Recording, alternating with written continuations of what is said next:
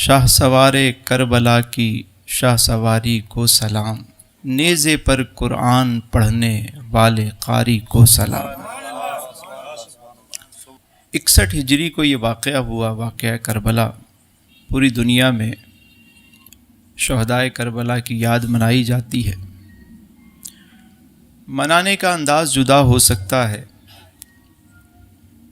طریقہ کار مختلف ہو سکتا ہے، لیکن دنیا بھر میں مسلمان اس یاد کو مناتے ضرور ہیں، اور یہ دن آتے ہی دل پر ایک عجیب سی کیفیت طاری ہو جاتی ہے، آنکھوں میں ذکر سن کے نمی آتی ہے، کیونکہ آل نبی سے محبت یہ ایمان کی اصل ہے، اصل ایمان ہے۔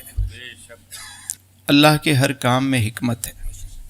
ہمارا ایمان و یقین یہ ہے کہ دنیا میں اگر کوئی پتا بھی ہلتا ہے تو اس کی مرضی سے ہلتا ہے، ہمارا عقیدہ ہے، اور یہ ہر مسلمان کا یہی عقیدہ ہے۔ جو بھی ہوتا ہے اس میں اس کی مرضی شامل ہوتی ہے۔ واقعہ کربلا ہم کم و بیش 1400 سال سے سنتے ہوئے آ رہے ہیں۔ واقعہ مختلف علماء، مختلف اسکالر اپنے اپنے انداز سے بیان کرتے ہیں۔ اس واقعے کو ہم بچپن سے سنتے ہوئے آ رہے ہیں۔ میں اس تفصیل میں نہیں جانا چاہوں گا، کیونکہ وہ ہم نے بچپن ہی سے ذکر سنا، واقعات سنے۔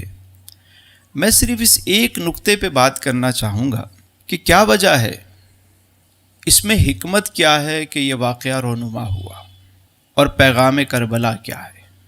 ابھی سجاد بھائی پڑھ رہے تھے کہ حسین ابن علی کی کیا مدد کر سکتا تھا کوئی، وہ خود مشکل کشا تھے اور تھے مشکل کشا والے۔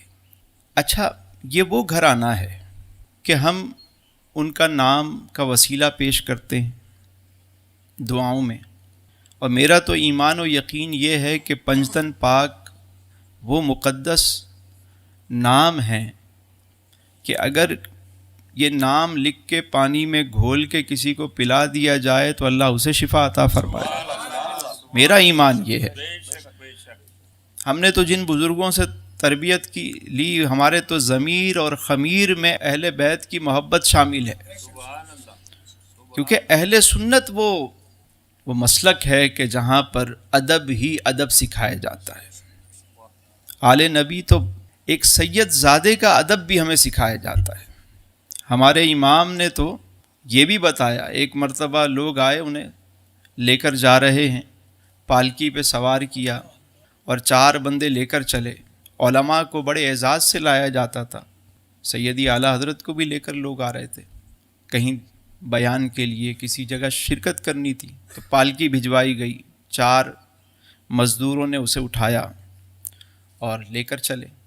راستے میں ابھی تھوڑا ہی فاصلہ طے ہوا ہوگا کہ میرے امام نے فرمایا پالکی روک دو، روکو۔ پالکی نیچے رکھ دی گئی، آپ باہر تشریف لائے۔ آپ نے فرمایا کہ تم میں سے سید زادہ کون ہے؟ ایک نے کہا حضور میں ہوں۔ آپ رونے لگے۔ آپ نے فرمایا میں کل قیامت کے دن کیا منہ دکھاؤں گا؟ وہ کہنے لگا حضور میں تو مزدور ہوں، میں نے تو مزدوری کرنی ہے، مزدوری کے لیے پیشہ اختیار کیا ہے، میں غریب آدمی ہوں، آپ نہیں سوار ہوں گے تو مجھے میری مزدوری کہاں جائے گی؟ آپ نے فرمایا تجھے مزدوری بھی ملے گی۔ اس مزدور کے ہاتھ چومے سید زادے کے اور اسے پالکی پہ سوار کیا، اور پھر واپس جہاں سے چلے تھے وہاں واپس لے کر آئے، اور دنیا نے دیکھا کہ امام اس سید زادے کو پالکی پہ سوار کر کے خود مزدوروں کے ساتھ چل رہا ہے، کندھے پر سوار کر کے۔ فرمایا کہ جس عالی مرتبت کو میرے حضور کندھوں پہ سوار کریں تم ان کی اولاد میں سے ہو، اور میں تمہارے کندھے پہ سوار ہوں، یہ کیسے ہو سکتا؟ یہ محبت کی باتیں ہیں۔ ہمارے بابا جی تھے، وہ اکثر ایک گلی سے گزرتے، جب دوپہر کا وقت ہوتا وہاں سے گزرتے تو وہاں بیٹھ جاتے۔ ایک دن چلتے چلتے بیٹھ گئے اور کافی دیر بیٹھے رہے۔ جب دیر زیادہ ہو گئی تو لوگوں نے پوچھا حضرت یہیں کیوں بیٹھتے ہیں، اسی جگہ پہ کیوں آ کے بیٹھتے ہیں؟ کہنے لگے چھوڑو، کیا کرو گے جان کے؟ میں نہیں حضور بتائیے۔ آپ نے فرمایا بات یہ ہے کہ یہ جالیاں دیکھ رہے ہو تم؟ لوگوں نے اوپر دیکھا تو جالیاں تھیں، پہلے سیمنٹ کی جالیاں بنتی تھی، گھروں پہ لگتی تھیں اور اس میں نام بھی لکھے ہوتے تھے۔ ان جالیوں پہ پنجتن پاک کے نام تحریر تھے، اور وہاں سے دھوپ جو ہے وہ چھن چھن کے نیچے آ رہی تھی، اور وہ اس سائے میں بیٹھے ہوئے تھے سر جھکا کے۔ جب لوگوں نے دیکھا تو انہیں نظر آیا کہ اچھا اس وجہ سے یہاں بیٹھتے ہیں۔ حضرت ذہین شاہ تاجی علیہ الرحمہ نے جو شعر فرمایا، مجھے تو اس کے مصداق لگتے تھے کہ جب وہ بیٹھ جاتے تھے کہ عشق میں دیدہ و دل شیشہ و پیمانہ بنا، جھوم کر بیٹھ گئے ہم وہیں میں خانہ بنا۔ اس طرح کا کوئی شعر تھا، ابھی مجھے صحیح یاد نہیں ہے۔ عشق والوں کی باتیں الگ ہیں۔ سوال یہ پیدا ہوتا ہے، ایک طرف ہم دیکھتے ہیں کہ وہ اس نبی کی اولاد میں سے ہیں، پاؤں کی ٹھوکر سے زمزم کا چشمہ جاری ہوتا ہے۔ وہ تو اس نبی کے نواسے ہیں کہ جنہوں نے اپنے دستے مبارک کی 5 انگلیوں سے 5 ٹھنڈے اور میٹھے پانی کے چشمے جاری کیے۔ میرے امام تو بہت بڑی بات ہے، آپ ہی کی اولاد میں سے، آپ ہی کے غلاموں میں سے۔ ہندوستان میں حضرت معین الحق والدین حضرت معین الدین چشتی اجمیری انا ساگر کو کوزے میں بند کر دیں اور امام پانی کو ترسیں، یہ کیسے ہو سکتا ہے؟ بات سمجھ میں آ رہی ہے؟ اس نقطے کو آج سمجھنا ہے کہ بات ہے کیا۔ تو کیا امام پانی کو ترسے؟ آپ چاہتے تو پورا فرات ہی پاؤں کے نیچے قدموں میں جاری ہو جاتا، لیکن کیوں نہیں ہوا؟ سوال یہ پیدا ہوتا ہے، ذہن میں یہ خیال آتا ہے نا، کیوں نہیں ہوا؟ بات یہ ہے، جو اپنے رب سے جتنا قریب ہوتا ہے، اس بارگاہ سے جو جتنا قریب ہے، اتنا بڑا ہی اس سے امتحان ہوتا ہے، اور وہ اس مقام پہ ہوتا ہے جو سمجھ رہا ہوتا ہے کہ یہ مرضی مولا اس میں شامل ہے۔ تھوڑا سا پیچھے چلتے ہیں، حضرت ابراہیم علیہ السلام کو دیکھیں، نار نمرود میں ڈالا جا رہا ہے، جبریل امین آئے، عرض کرتے ہیں کوئی حاجت ہے ابراہیم؟ آپ نے فرمایا تم سے نہیں ہے۔ اچھا پروردگار سے کوئی حاجت ہے؟ فرماتے ہیں کہ کیا میرا اللہ دیکھ نہیں رہا کہ اس کے خلیل کو آگ میں ڈالا جا رہا ہے؟ وہ دیکھ نہیں رہا؟ دیکھ رہا ہے۔ اگر رب جلیل کی یہ مرضی ہے تو اس کے خلیل کی بھی یہی مرضی ہے، کسی سے کوئی کام نہیں، مرضی مولا یہ ہے تو میں بھی راضی۔ بعد میں کسی نے پوچھا حضرت ابراہیم علیہ السلام نے جب 40 دن اس آگ میں رہے کہ زندگی کے حسین دن کون سے تھے؟ فرمایا وہی جو نار نمرود میں گزارے۔ اب ہمیں تو بظاہر لگ رہا ہوتا ہے کہ بندہ اس آزمائش سے گزر رہا ہے، لیکن وہ کس مزے میں ہوتا ہے، کس مقام پہ ہوتا ہے۔ کلمے کی تشریح تو یہی ہے نا، ہم پڑھتے ہیں لا الہ نہیں ہے کوئی معبود سوائے، یہ ترجمہ ہے، لیکن عارفین اس کا ترجمہ یوں کرتے ہیں، وہ کہتے ہیں لا الہ الا اللہ، اس کا ترجمہ کرتے ہیں لا مقصود الا اللہ، نہیں ہے کوئی مقصود سوائے اللہ کے۔ اور وہ جو اگلے درجے والے ہوتے ہیں وہ کہتے ہیں لا موجود الا اللہ، نہیں ہے کوئی موجود سوائے اللہ کے۔ یہ اعلائے کلمات الحق کہنے والے سمجھتے ہیں اس راز کو۔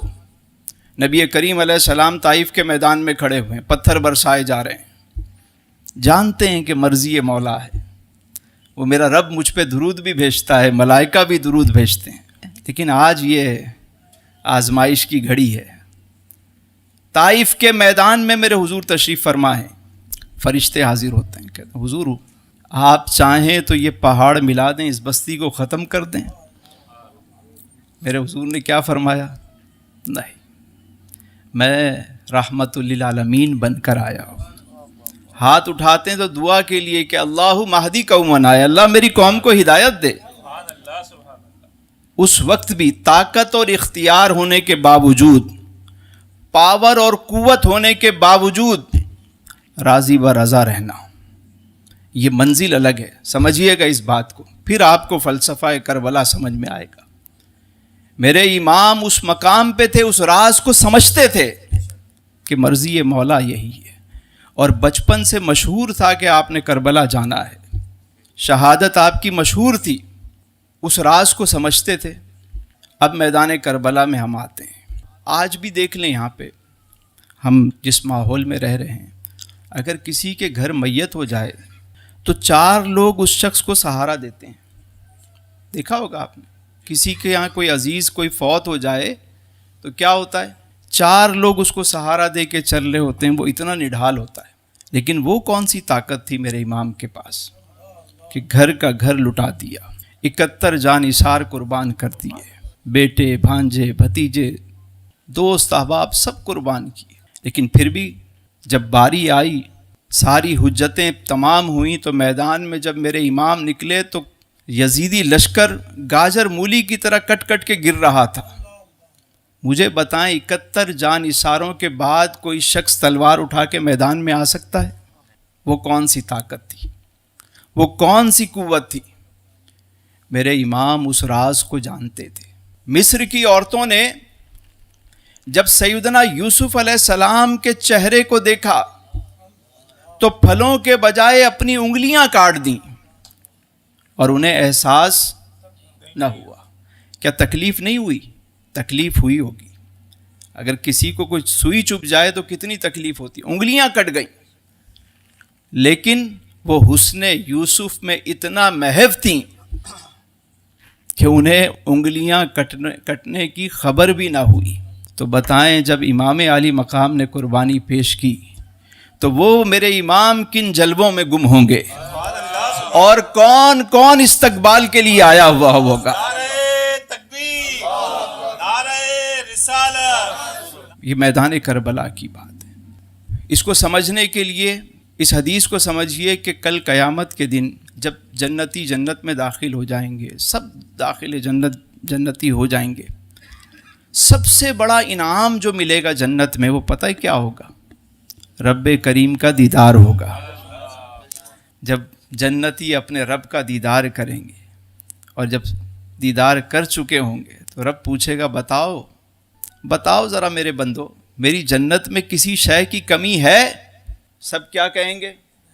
نہیں میرے مالک، یہ تو وہ جنت ہے کہ ہماری آنکھ نے کبھی ایسا منظر نہیں دیکھا، ہمارے دل میں ایسا خیال نہیں آیا، کیا خوبصورت تیری جنت ہے، میں کوئی کمی ہے؟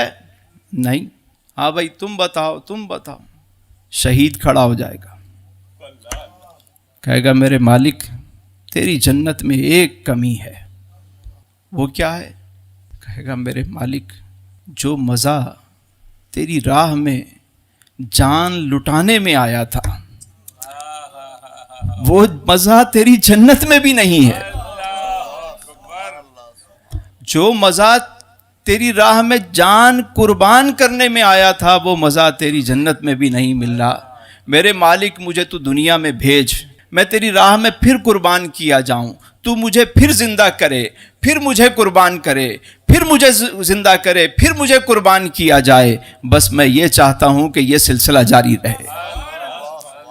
اب ہمیں تو بظاہر لگ رہا ہوتا ہے کہ وہاں کیا ہوا، اسی لیے اللہ نے فرمایا کہ جو میری راہ میں قربان کیے جائیں انہیں مردہ مت کہنا، بلکہ وہ زندہ ہیں لیکن تمہیں اس کا، اور دوسری جگہ فرمایا کہ انہیں رزق بھی دیا جاتا ہے۔ اب بتائیے کہ شہداء کی شان کیا ہے، کس مقام پہ ہیں، اور میرے امام اللہ اکبر اللہ اکبر۔ قرآن کریم کی عملی تفسیر دیکھنی ہو تو میدان کربلا میں دیکھو۔ اللہ رب العزت نے فرمایا کہ وَلَنَبْلُوَنَّكُمْ بِشَيْءٍ مِّنَ الْخَوْفِ وَالْجُوعِ وَنَقْصٍ مِّنَ الْأَمْوَالِ وَالْأَنفُسِ وَالثَّمَرَاتِ، کہ میں تمہیں آزماؤں گا، کبھی خوف سے، کبھی بھوک سے، کبھی جانوں کے نقصان سے، کبھی مالوں کے نقصان سے، کبھی پھلوں کے نقصان سے۔ پھلوں سے مراد انسان کی اولاد ہے۔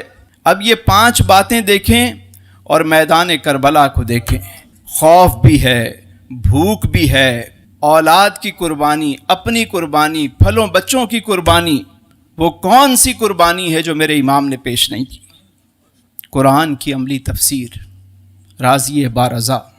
اسی لیے تو معین الدین چشتی اجمیری پکار اٹھے کہ شاہ است حسین، شاہ بھی حسین ہے، بادشاہ است حسین، بادشاہ بھی حسین ہے، دین است حسین، دین پناہ است حسین، دین بھی حسین ہے اور دین کو پناہ دینے والے بھی حسین ہیں۔ سرداد نہ داد دست در دست یزید، سر دے دیا پر ہاتھ نہیں دیا یزید کے ہاتھ میں، حقا کے بنا لا الہ است حسین۔ حقیقت یہ ہے کہ لا الہ کی بنیاد ہی حسین، لا الہ کی بنیاد کلمے کا فلسفہ ہی میرے حسین نے سمجھا دیا کہ یاد رکھو جو لا الہ کہنے والا ہے وہ کسی سے نہیں ڈرتا سوائے اپنے پروردگار کے، اسے کسی سے کوئی ڈر نہیں، وہ لا خوف علیہم ولا ہم یحزنون کی منزل پر ہوتا ہے، اسے نہ کوئی ڈر ہوتا ہے نہ کوئی خوف ہوتا ہے۔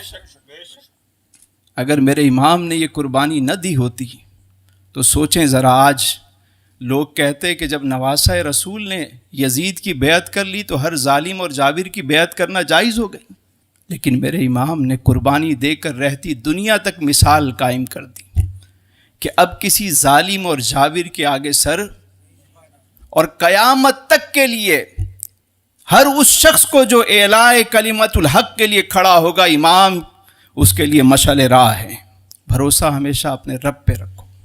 یاد رکھو، اگر تم کسی ظالم اور جابر کے آگے جھک جاتے ہو، اس کے ہاتھ میں ہاتھ دے دیتے ہو، یہ ووٹ دینا کیا ہے؟ یزید نے کیا مانگا تھا امام سے؟ بیعت ہی مانگی تھی نا، بیعت حکومت ہی تھی۔ یہ جو پیری مریدی میں بیعت ہوتی ہے اسے بیعت امانت کہتے ہیں، وہ بیعت حکومت تھی۔ آج کے دور میں اگر آسان الفاظ میں کہیں تو ووٹ دینا کہ آپ ہماری حمایت کا اعلان کریں، اور پہلے حمایت جو ہے وہ جو اکابر ہوتے تھے ان سے حمایت لی جاتی تھی، جو اپنے قبیلے کا سربراہ ہے حمایت کرتا تھا، جو ٹاپ لوگ تھے وہ چاہے بزنس مین ہوں چاہے وہ کسی بھی شعبے سے ہوں وہ حمایت کرتے تھے۔ تو یزید نے کیا مانگا؟ ایک چیز مانگی کہ آپ حمایت کر دیں، آپ کو عہدہ چاہیے عہدہ مل جائے گا، مال چاہیے مال مل جائے گا، ساری چیزیں آپ کو ملیں گی۔ اور اگر امام یہ قبول کر لیتے تو کیا ہوتا؟ تو یہ سمجھیے، امام سے اگر محبت ہے اور ہم دم بھرتے ہیں امام کی محبت کا، حسینیت کا، تو حسینیت ہے ہی یہی کہ ہر ظالم اور جابر کے آگے کھڑے ہو جانا۔ علامہ شاہ احمد نورانی صدیقی علیہ رحمہ جو ہے بڑی خوبصورت بات فرماتے تھے، فرمائے یہاں لوگ ہاتھ تو ہمارا چومتے ہیں، بیعت بھی کرتے ہیں، لیکن جب بات آتی ہے ووٹ کی تو کہتے ہیں سر میرے پیر دا تے ووٹ بے نظیر دا۔ بات سمجھ میں آ رہی ہے؟ جب ووٹ کی باری آئے گی انہی کرپٹ لوگوں کو ہم چنتے ہیں، اور پھر ہم کہتے ہیں ہم تو حسینی ہیں، ہر سال ہم نیاز بھی کرتے ہیں، لنگر بھی کرتے ہیں، سب کچھ کرتے ہیں۔ کیا حسینیت یہی ہے؟ ظالم کے آگے کھڑے ہو جانا، اپنا حق رائے دہی استعمال کریں تو سوچ کر کریں کہ یہ آپ کیا کرنے جا رہے ہیں، جہاں ہو سکے حق بات کہیں، یہی حسینیت ہے۔ قتل حسین اصل میں مرگ یزید ہے، اسلام زندہ ہوتا ہے ہر کربلا کے بعد۔ میرا حسین باغ نبوت کا پھول ہے، حیدر کی اس میں جان ہے، خون رسول ہے، جس کے لیے یزید نے اتنے ستم کیے، وہ تاج تو حسین کے قدموں کی دھول ہے، وہ تاج تو حسین کے۔ میرا بادشاہ، میرا بادشاہ، چلیں حافظ صاحب سے کچھ اشعار سنتے ہیں آج۔ میرا بادشاہ حسین، مل کے پڑھیے گا۔ میرا بادشاہ حسین ہے، میرا بادشاہ حسین ہے، میرا حسین ہے، میرا بادشاہ حسین ہے، میرا حسین ہے، میرا بادشاہ حسین ہے، میرا حسین ہے، میرا بادشاہ حسین ہے۔ عمل کا رہنما بھی، عمل کا رہنما بھی، جو شاہ کا ہے شاہ بھی، ایسا شہنشاہ حسین ہے میرا حسین ہے، ایسا شہنشاہ حسین ہے میرا حسین ہے، میرا بادشاہ حسین ہے میرا حسین ہے، میرا بادشاہ حسین ہے۔ یہ بات کس قدر ہنسی، یہ بات کس قدر ہنسی جو کہہ گئے معین الدین کہ دین کی پناہ حسین ہے میرا حسین ہے، کہ دین کی پناہ حسین ہے میرا حسین ہے، میرا بادشاہ حسین ہے میرا حسین ہے، میرا بادشاہ حسین ہے۔ کرے جو کوئی ہم سرے کسی کی کیا مجال ہے، جہاں میں ہر لحاظ سے حسین بے مثال ہے، حسین بے مثال ہے۔ کرے جو کوئی ہم سرے کسی کی کیا مجال ہے، جہاں میں ہر لحاظ سے حسین بے مثال ہے، حسین بے مثال ہے۔ ارے او منکر ازل، ارے او منکر ازل، تو مر ذرا قبر میں چل، پتہ چلے گا کیا حسین ہے میرا حسین ہے، پتہ چلے گا کیا حسین ہے میرا حسین ہے، میرا بادشاہ حسین ہے میرا حسین ہے، میرا بادشاہ حسین ہے۔ دعاؤں میں نواؤں میں انہیں وسیلہ جو بنائے گا، دعاؤں میں نواؤں میں انہیں وسیلہ جو بنائے گا۔ ارے یہ ہو چکا ہے فیصلہ، یہ ہو چکا ہے فیصلہ، نہ کوئی دوسرا حسن، نہ کوئی دوسرا حسین ہے میرا حسین ہے، نہ کوئی دوسرا حسین ہے۔ یہ ہو چکا ہے فیصلہ، یہ ہو چکا ہے فیصلہ، نہ کوئی دوسرا حسن، نہ کوئی دوسرا حسین ہے میرا حسین ہے، میرا بادشاہ حسین ہے میرا حسین ہے، میرا بادشاہ حسین ہے۔